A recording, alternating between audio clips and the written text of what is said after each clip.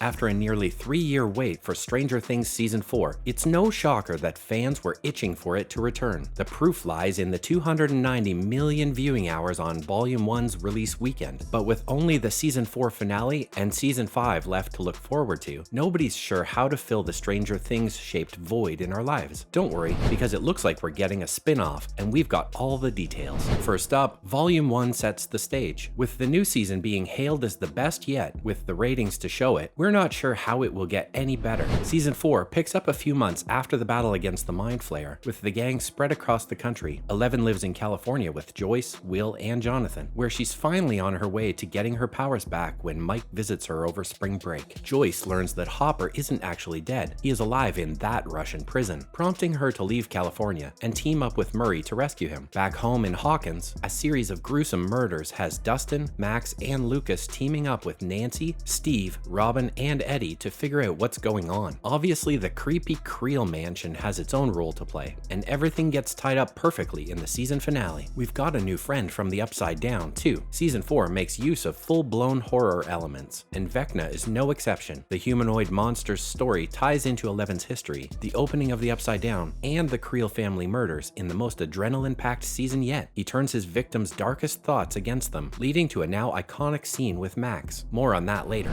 Now that we're caught up and ready for the finale in July, let's get into where we're going after Stranger Things ends. The Duffers reveal not much. The show's creators, Matt and Ross Duffer, have already started priming the global fanbase for a spectacular ending to the show, one they claim will come much earlier than Season 4 did. But at this point, that basically means anything under 3 years. However, if you subtract the pandemic hiatus, it's looking pretty good. Recently, the Duffers gave the Stranger Things fandom some great news. A spin-off is in the works. It's early stages, and while there's nothing concrete yet, the Duffers confirmed they have an idea for it, one that's completely unexpected. While all of us rack our brains wondering what it could be about, Mike Wheeler beat us to the punch. Finn Wolfhard, who plays Mike, somehow correctly guessed what the spin-off's going to be about, but he's keeping it to himself. Naturally, until we get confirmation, things are going to be very hush-hush. This isn't the first mention of a spin-off for Stranger Things. Even as early as 2017, during Season 2, there was speculation about a spin-off centered around Callie from the episode The Lost Sister. Gaten Matarazzo, who plays Dustin, mentioned being open to a spin-off centering on one of the show's most wholesome and beloved friendships, namely Dustin and Steve. However, Matarazzo did say that he sees it developing as a web series instead of a full-blown Netflix show, and we have to agree, that bromance is too wholesome to follow a show as dark as Stranger Things has become. However, fans of the show have already started developing some pretty wacky spin-off theories, so let's get into the most outlandish of them all. The Infinite Hawkins verse. The first theory fans have been noodling is a pretty expected one, a spin-off set in the Upside Down. We know basically nothing about the parallel universe, except that it's home to a ton of really annoying monsters who have a thing for showing up in Hawkins and making kids' lives miserable. This premise could follow one's story as he becomes Vecna, or even the origin of the Mind Flayer. We could see the other side of things with a story centering on the monsters who live there, and what went on before the events of Season 1 of Stranger Things. We're thinking this one could be pretty exciting, and it'd definitely answer a lot of questions fans have had since 2016. Another equally likely theory is a prequel to Stranger Things. It might be set a couple of decades earlier, following the gang's parents as kids as they get up to trouble of their own. And does anyone really believe nothing was happening in Hawkins for 30 years before the first season? If this theory is true, we might get to uncover more secrets about the town, the people in it, the crazy experiments, and other unexplainable things. That's right, things could get even stranger. With the prequel theory, we could also expect a sequel set a while after the events of Season 5. The gang could have grown up to have kids of their own, finally living blissful, uneventful lives. We think they deserve it after all that trauma, with more to come. The second generation gang might have to deal with typical Hawkins issues again, like gates to parallel dimensions and bloodthirsty monsters with a penchant for psychological trauma. Add in a couple of new twists and backstories, and we're looking at something that could be just as big as the OG show. Next, in other related news, Max has life-saving taste. It's no secret that the Stranger Things soundtrack has been elite for 4 seasons straight. With the 80s setting, fans got to revisit artists like Toto, Dolly Parton, The Beach Boys, Talking Heads, Kiss, and many more. The song choices reinforced the sense of nostalgia that's so heavily ingrained into the show's success. We honestly can't think of a better combination than thrilling monster battles and the upbeat synth pop of the 80s. In an especially memorable Season 4 scene, Sadie Sink's character Max has her own Vecna experience, and the gang saves her by playing her favorite song on repeat, Running Up That Hill, A Deal with God, by 80s icon Kate Bush.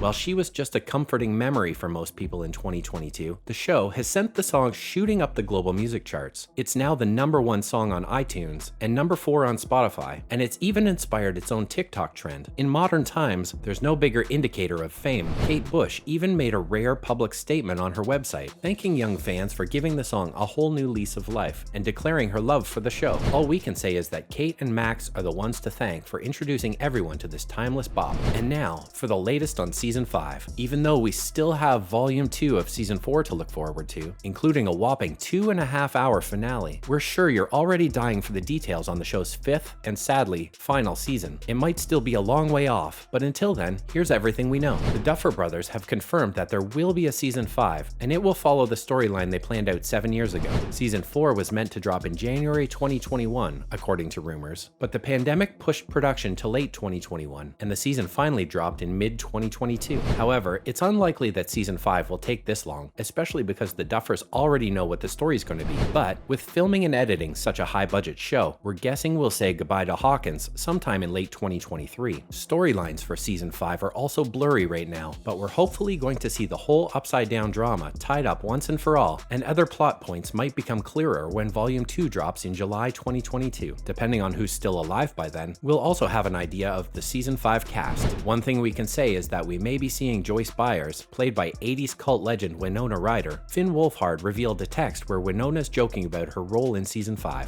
Finally, we have another spin-off story, the undisputed king, no pun intended, of horror writing. Stephen King himself also had something to say about a potential spin-off. Like all of us normal people, he's also been binging the show, and if it were up to him, an unexpected character would get a spin-off. Yuri. For those of you who already forgot, Yuri is a Russian pilot living in Alaska. When Joyce finds out Hopper is being kept as a prisoner in Siberia, she enlists the help of Murray to free him, and then they show up in Alaska with thousands of dollars in exchange for Hopper's return. Yuri awaits them in Alaska, but the exchange isn't so simple. Yuri is a goofy but shady character, and we can definitely see the potential that King sees for a show based around him. That's a wrap for this video. Want more of the latest news on Stranger Things? Let us know in the comments below. Make sure you give this video a thumbs up and subscribe to our channel for more videos like this. See you in the next one.